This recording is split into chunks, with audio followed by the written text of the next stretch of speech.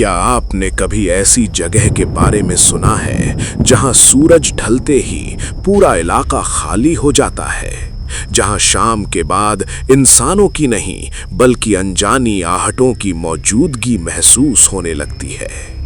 राजस्थान की अरावली पहाड़ियों के बीच खंडहरों में खड़ा एक किला आज भी इसी रहस्य से घिरा हुआ है।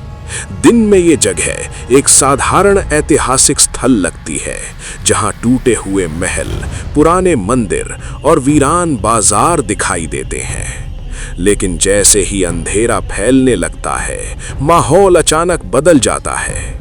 स्थानीय लोग कहते हैं कि रात के सन्नाटे में यहां से किसी स्त्री के रोने की आवाज सुनाई देती है। कभी दूर से पायल की झंकार गूंजती है, तो कभी ऐसा लगता है जैसे कोई खाली गलियों में धीरे धीरे चल रहा हो।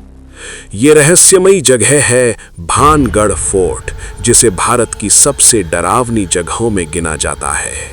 लेकिन सवाल ये है, क्या ये सब सिर्फ अफवाह है या इसके पीछे कोई सच्ची कहानी छिपी है?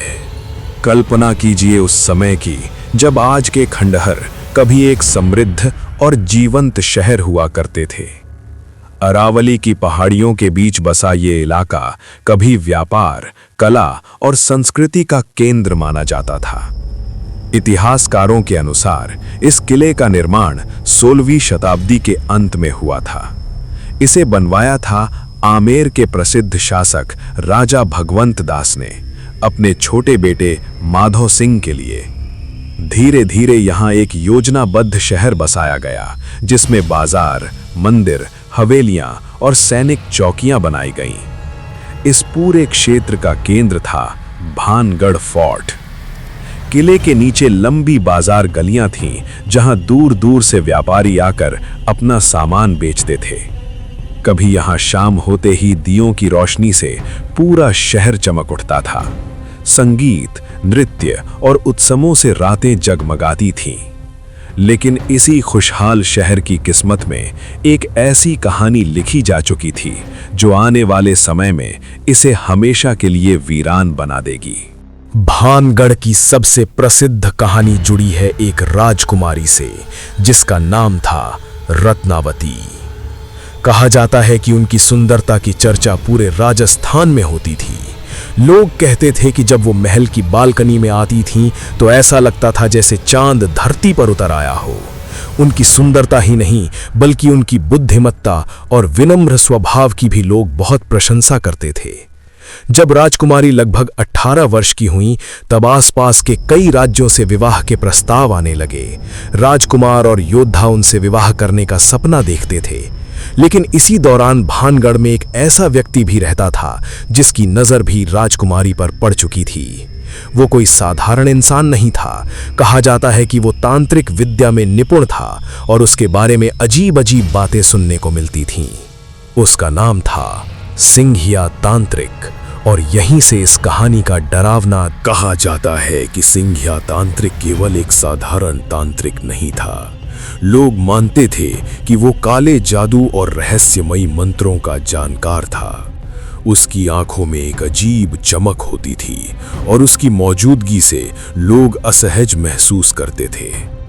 इसी कारण अधिकतर लोग उससे दूरी बनाए रखते थे। लेकिन तांत्रिक के मन में एक ऐसी इच्छा जन्म ले चुकी थी जिसे वो किसी भी कीमत पर पूरा करना चाहता था। वो राजकुमारी रत्नावती को अपना बनाना चाहता था।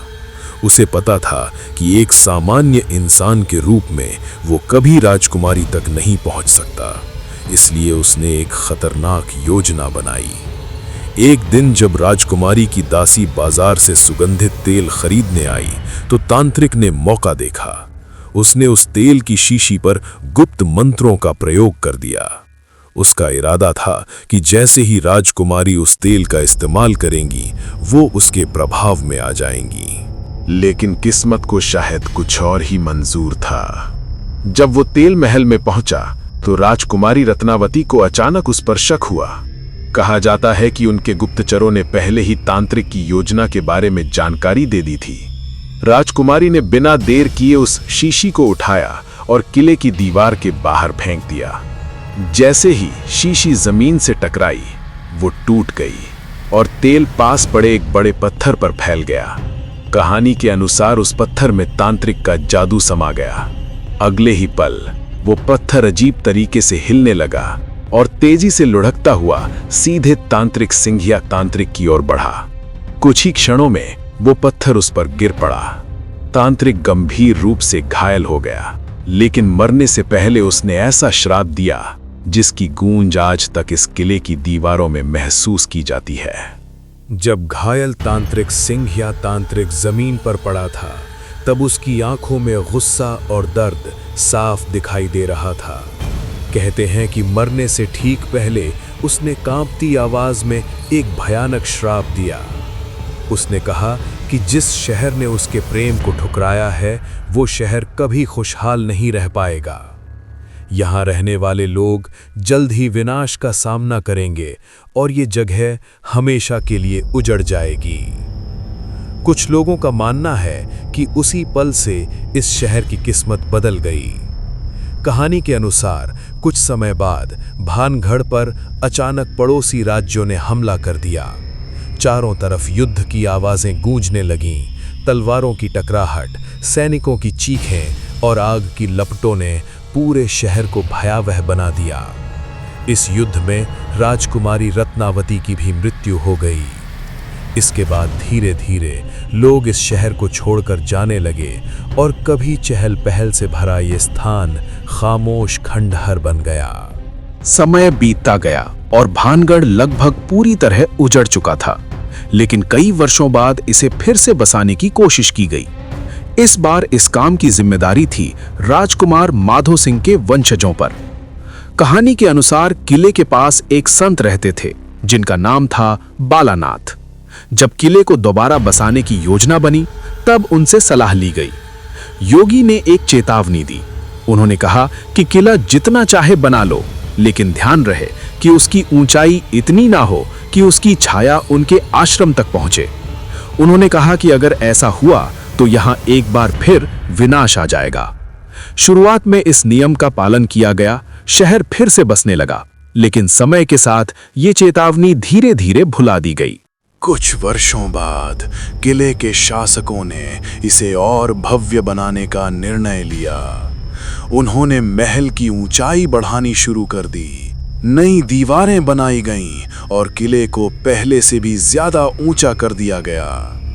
लेकिन एक दिन वही हुआ जिससे संत बालानाथ ने मना किया था। किले की ऊंचाई इतनी बढ़ गई कि उसकी छाया सीधे संत के आश्रम पर पड़ने लगी। कहानी के अनुसार उसी समय से शहर में अजीब घटनाएं होने लगीं। लोग बीमार पड़ने लगे, अचानक मौतें होने लगीं और आसपास के इलाकों में संघर्ष शुरू हो गया। धीरे धीरे डर का माहौल फैल गया और लोग एक बार फिर इस जगह को छोड़कर जाने लगे। कुछ समय बाद पूरा शहर वीरान हो गया और केवल खंडहर ही बच गए।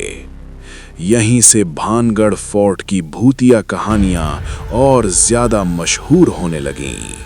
आज भानगढ़ फोर्ट भारत की सबसे रहस्यमयी जगहों में गिना जाता है। दिन के समय यहाँ हजारों पर्यटक घूमने आते हैं। वे पुराने बाजारों के खंडहर देखते हैं, मंदिरों की वास्तुकला को निहारते हैं और महल के टूटे हिस्सों में इतिहास की झलक खोजते हैं। लेकिन जैसे ही सूरज ढलने लगता है, माहौल बदल जाता है। भारतीय पुरातत्व विभाग आर्कियोलॉजिकल सर्वे ऑफ इंडिया ने किले के बाहर एक बोर्ड लगाया हुआ है। उसमें साफ लिखा है कि सूर्यास्त के बाद और सूर्योदय से पहले किले के अंदर प्रवेश करना मना है। आधिकारिक तौर पर यह नियम सुरक्षा के लिए बनाया गया है, लेकिन स्थानीय लोग मानते हैं कि इसके पीछे असली वजह कुछ और है। उनका कहना है कि रात के समय यहां अजीब आवाजें सुनाई देती हैं और कई लोगों ने अनजानी परछाइयों को देखने का दावा भी किया है। तो आखिर भानगढ़ फोर्ट का सच क्या है? कुछ लोग मानते हैं कि ये सब तांत्रिक सिंघिया तांत्रिक के श्राप का असर है। दूसरी ओर इतिहासकार कहते हैं कि शहर का विनाश प्राकृतिक कारणों से हुआ। 18वीं शताब्दी में पड़े भयंकर अकाल और बीमारियों के कारण लोग यहां से पलायन करने लगे थे। वैज्ञानिकों का मानना है कि यहां सुनाई देने वाली कई आवाजें हवा, जानवरों और खंडहरों में गूंजने वाली ध्वनि की वजह से हो सकती हैं। लेकिन इन सभी तर्कों के बावजूद इस जगह का रहस्य आज भी पूरी तरह सुलझ नहीं पाया है। शायद यही वजह है कि लोग आज भी इस किले के बारे में सुनकर रोमांच और डर दोनों महसूस करते हैं। और अगर आप कभी यहां जाएं तो स्थानीय लोगों की एक सलाह जरूर याद रखिएगा। सूरज ढलने के बाद यहां रुकने की कोशिश मत करना।